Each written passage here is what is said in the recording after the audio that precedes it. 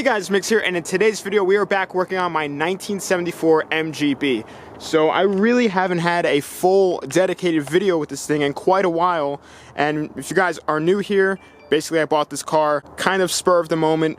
It was sitting for over a decade, got it running at the worst run knock I've ever heard. We pulled out the engine, completely rebuilt it, new crank rods, pistons, everything, and ever since then it really has been perfect, and that's pretty much why we haven't had much videos with this, because pretty sure the last video I had with it was the first drive after the rebuild, and since then it's really been running great and driving great. But today we're going to be addressing a few issues, one of which I've been putting off for a bit, and the others are just typical MG problems, which are electrical issues, so that's awesome. So if we take a look inside, I have a drain pan here underneath the pedals, and it is filled with fluid, as you can see. So a very annoying issue that I've been dealing with is the clutch master cylinder has been leaking like crazy, and it leaves a huge puddle of brake fluid all over the footwell. And for the longest time I've been putting off doing this. I've just been refilling it. It still works fine, it just leaks everywhere. I could probably just like rebuild this one and put new seals in it, but it doesn't even pay. I mean, this thing is all rusted out.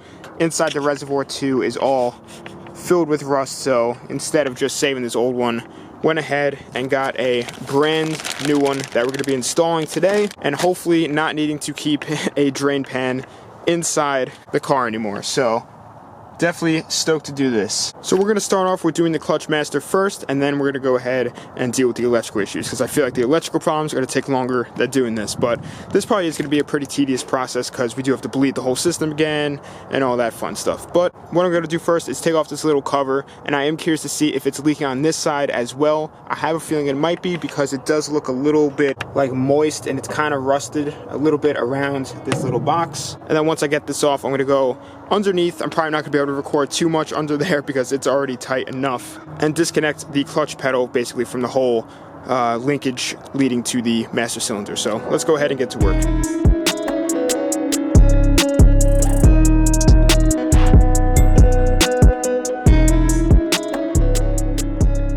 Last bolt is off, finally. This one was spinning from underneath. The bolts are supposed to be like welded to the body, and that one snapped off. I'm gonna try and get this out somehow. It's probably gonna be absolutely atrocious. Yeah, it is just disgusting under here. So the cover is off, and as you can see, it is absolutely soaked under here. That seal, you can see how clean the top bolt is, and then the one underneath you could hardly even see, because it's just covered in brake fluid and just grease. It's not good. And then as it leaks from there, it just has a clean shot straight down to the floor. So super happy we did that. The brake reservoir hasn't given me any issues, so definitely keep our fingers crossed. This seal actually looks pretty good. And then this one looks like it actually like peeled up a little bit. It's rock solid too, so definitely has no sealing component left in it. Once I get the old clutch master off, I'm just gonna go ahead and like wipe everything down, try and degrease as much as I can, and then have a nice clean surface for the new one to be mounted to.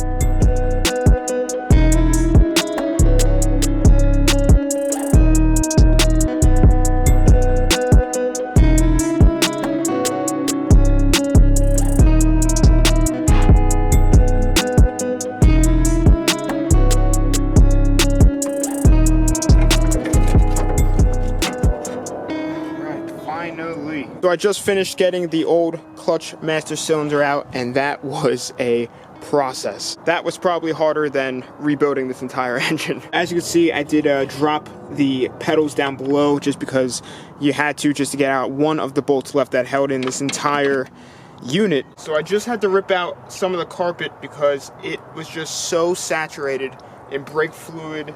It just keeps coming out.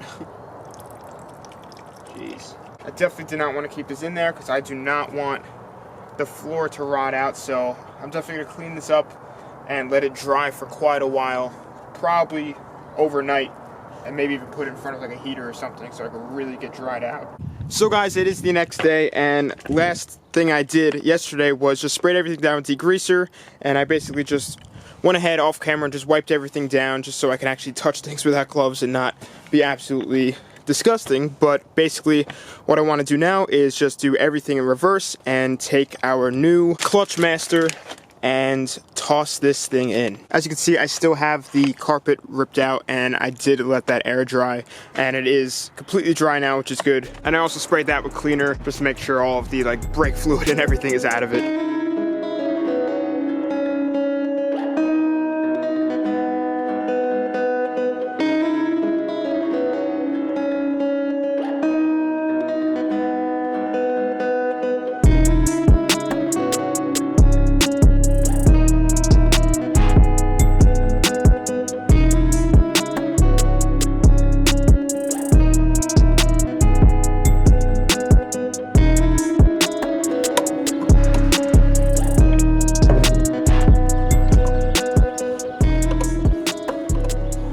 Finally just got everything wrapped up underneath here.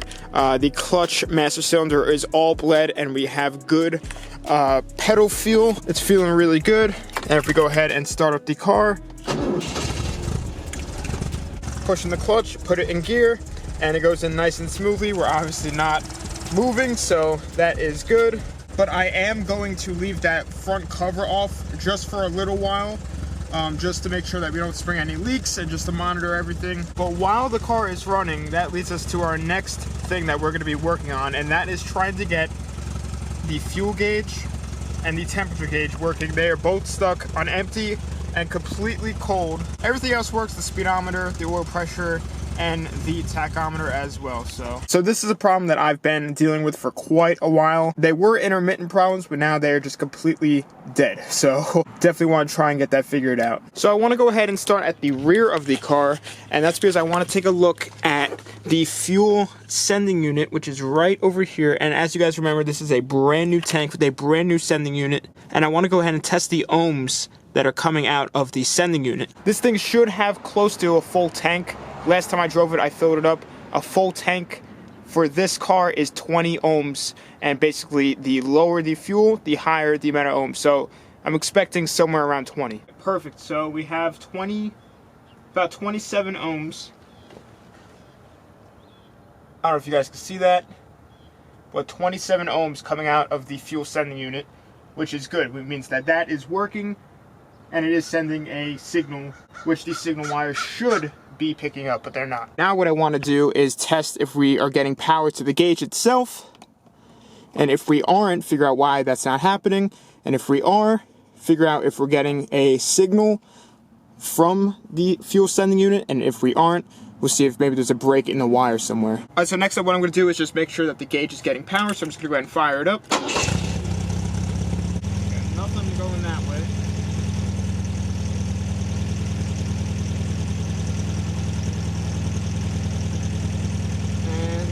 Nothing. No power at all. Alrighty guys, so we were actually back here the next day. It started getting dark out, so I just wrapped it up. But we ended off with finding out that the gauge for the fuel is not getting any power. So I'm going to trace the wires back, which should go to a voltage regulator. You can actually see it through the hole. It's mounted to the firewall. It is that little piece right there. Let's go ahead and check the voltage there and see what we're working with. Alright, so we do have voltage going to the regulator, but it's only like 3.6 volts, so that's obviously not enough voltage. And it does look like that the wires are hooked up wrong, so I'm going to go ahead and switch them and then test it up here, and then we should hopefully have voltage now. Alright, so I just switched the wires underneath, and when I turn on the key now, we have some life going to this gas gauge. It's very, very slow because it's probably only 3 volts. Yeah, so now we do have voltage going to the gauge, but it is the same as on the voltage regulator. But as you can see, it does go up ever so slightly, so we do have some progress. So I just went ahead and fired up the car, and as you can see, the gas gauge is like crazy pegged, overfilled. Now, I don't think that that's right. I think there might be an issue with the sending unit wires coming to the gauge, so we are going to check that. The engine has been running for a little bit now, and if we go ahead and look at the temp gauge, we are sitting perfectly at operating temp, which is awesome. So luckily we got that figured out relatively easy. Just kind of chasing the voltage down led us to finding, you know, a little bit mess up in the wiring. And I also just realized that my wipers are now All right, so there is something going on here. The wipers were working just now, and I was just about to show you guys, but now they're not doing anything. And when this is on, this no longer has 12 volts. It drops down to 4 again. Temp gauge went down, and the fuel gauge is going down. But I've realized that if you kind of go like in between, there it goes, it shoots back up at 9.5. But if I go ahead and move the wiper handle, it drops down to 4, and the temperature gauge is dropping, and the fuel gauge is on its way down. So there's something going on with this switch, I think, with the wiper blades, that it's kind of pulling power. So I'm just gonna go ahead and loosen this assembly here and take a look inside and see how we're looking, because it was just working perfectly and the wipers were going, it was going fast and normal, how everything should be. Let's take a look inside of this.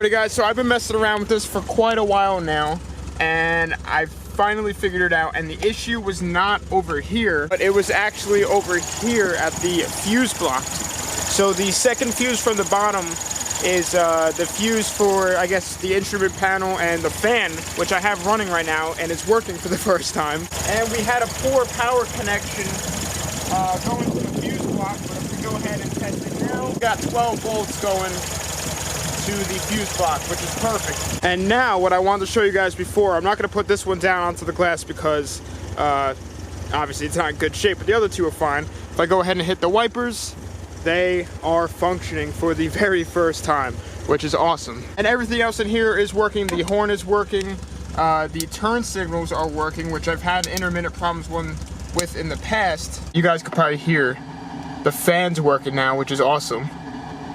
So, never had that before.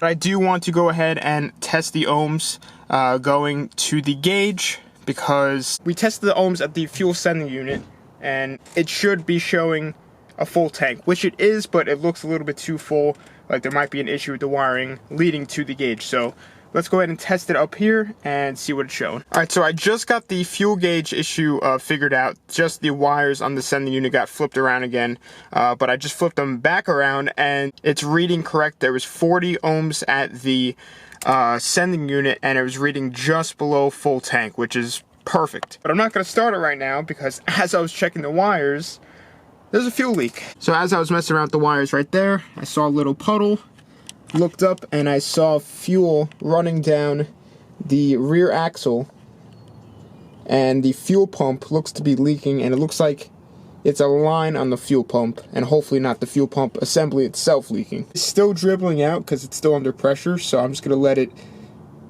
kind of just drain. I'll put a pan under here, and then I'll let it kind of relieve some pressure, and then I'll probably crack that line and see, because it looks like it's just like a crush washer style, and hopefully I can just throw new washers in and then we should be good.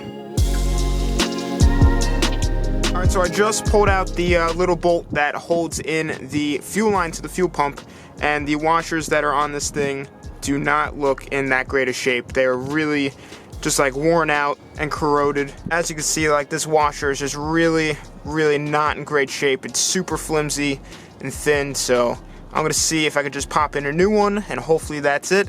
That would be nice. Alright guys, so we're back here another few days later, and that is because last thing you guys saw was me trying to fix the fuel leak. And what I did is first I tried just new washers to seal it up. Didn't work. I ordered a new line, went to put on a new line, and I saw where the leak was coming from. It's really hard to see, but there's a small crack in the threads in the fuel pump.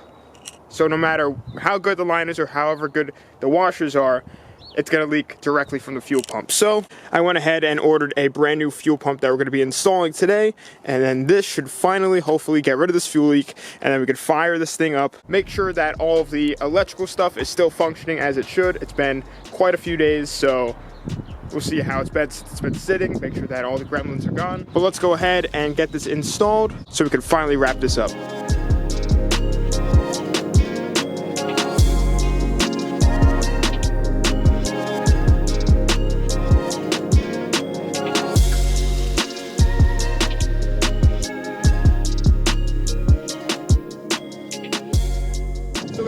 just finished installing the new fuel pump. So what I want to go ahead and do is turn on the key and let the new fuel pump prime. I'm gonna do it really quick. I still have the pan underneath the new fuel pump just in case it leaks, but let's go ahead. All right, it's working.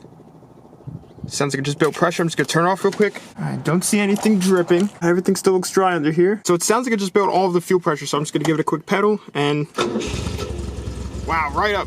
All right, we got fuel flowing, running good. Now we're going underneath and check for leaks. No leaks. As you can see, now that it's running, we have the fuel gauge working, and that is correct. It's correct with the amount of ohms. The wipers are working, as you can see. And I do have to get a new one.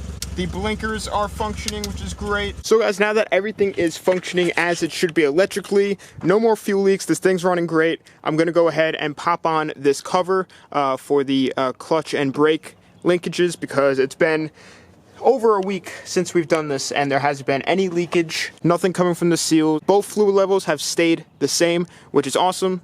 So I feel comfortable putting this on now, and then once we hook that up, we can go ahead and plug in our brake lights, and then everything should work. Because I also realized that now, since we fixed the interior gauges, I now have tail lights, which I've never had before also. So we're making great progress, so I'm just gonna go ahead and slap that on and see if we have brake lights.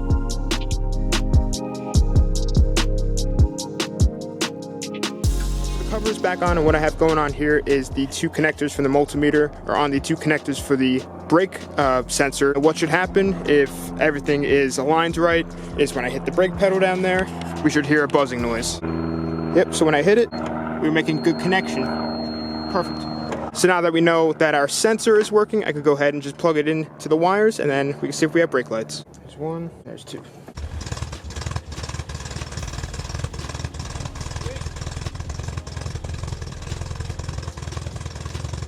Alright guys, so I am stoked on how much progress we got done on the MG today. There is really, honestly, nothing left really for me to fix on this. That was pretty much the last stuff, so that is awesome. This thing is ready for summer, but as long as I've owned this, nothing has ever been working as good as it is right now. So that is awesome. It is running great. No more brake fluid leaks, and you know, with the clutch and everything, no more fuel leaks, no more electrical problems. I am super pumped. But anyway guys, with that being said, I'm going to be ending off this video here. Follow my social medias, they will be on the outro of this video, Instagram and Snapchat I use the most. But thanks for watching, please subscribe, like, comment, tell your friends about the channel.